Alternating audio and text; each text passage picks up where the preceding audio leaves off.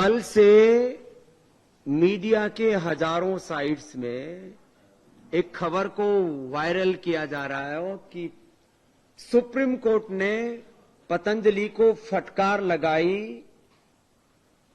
कि झूठा प्रोपेगंडा करोगे तो करोड़ों रुपए का जुर्माना लगेगा।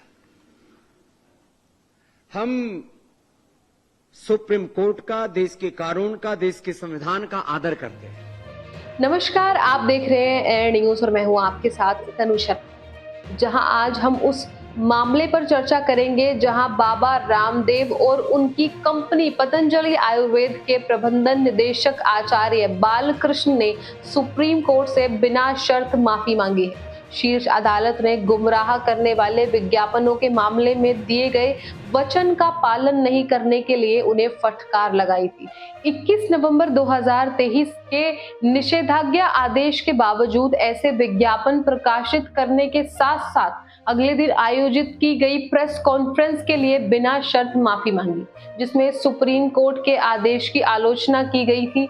2 अप्रैल को शीर्ष अदालत ने रामदेव और आचार्य बालकृष्ण को उचित स्पष्टीकरण हलफनामा दाखिल करने के लिए अंतिम अवसर दिया था, यह कहते हुए कि पहले दायर किया गया माफीनामा अधूरा और सिर्फ दिखावा था। शीर्ष अदालत ने पूछा था, सुप्रीम कोर्ट की रोक के बावजूद प्रचार विभाग ने विज्ञापन जारी कैसे किए।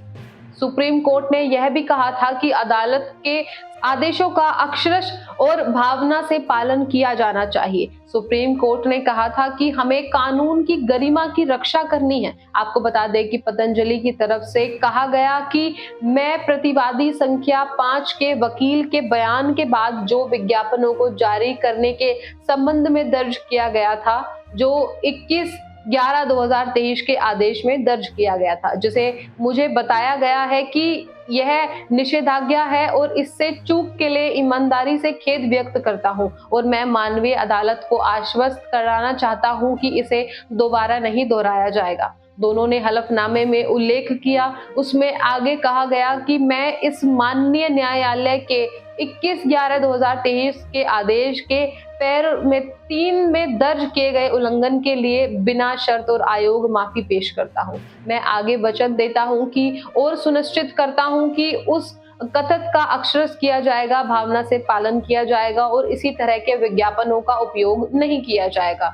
हलफनामे में लिखा गया है कि आपको बता दें कि बाबा रामदेव और आचार्य बालकृष्ण द्वारा सुप्रीम कोर्ट से बिना शर्त माफी मांगना एक महत्वपूर्ण घटना है, जो अदालत के अधिकार और व्यवसायों को दिए गए आदेशों का पालन करने की आवश्यकता को उजागर करती है। सुप्रीम कोर्ट का आदेश न केवल पतंजलि आयुर्वेद के लिए बाध्यकारी था, बल्कि सभी नागरिकों और संगठनों के लिए एक मिसाल भी था।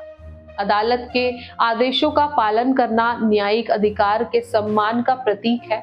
बाबा रामदेव और आचार्य बालकृष्ण ने अपनी माफी के माध्यम से न्यायपालिका के प्रति अपने सम्मान को दिखाया है। वैसे इस मामले ने व्यवसायों की जिम्मेदारी पर भी प्रकाश डाला है।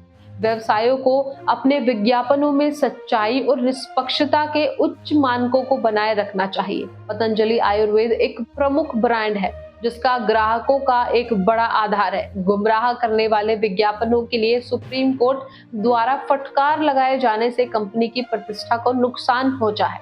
माफी मांगकर बाबा रामदेव और आचार्य बालकृष्ण ने ब्रांड की प्रतिष्ठा को बहाल करने और ग्राहकों का भरोसा वापस जीतने का प्रयास किया है। तो इस तरह बाबा रामदेव और आचार्य बालकृष्ण द्वारा सुप्रीम कोर्ट से बिना शर्त माफी मांगना न्यायिक अधिकार और व्यवसायों की जवाबदेही के महत्व पर प्रकाश डालता है। फिलहाल इस रिपोर्ट में बस इतना ही। इस मुद्दे से जुड़े कोई भी सवाल या अपने विचार आप हमें हमारे कमेंट में लिख सकते हैं। फिलहाल मैं तनु शर्मा आपसे विदा लेती हूँ, फिर मिलती हूँ एक नई अपडेट के साथ। तब तक के लिए आप देखते रहिए एयर न्यूज और देश और दुनिया की तमाम खबरों के लिए एयर न्यूज को सब्सक्राइब करना ना भूलें।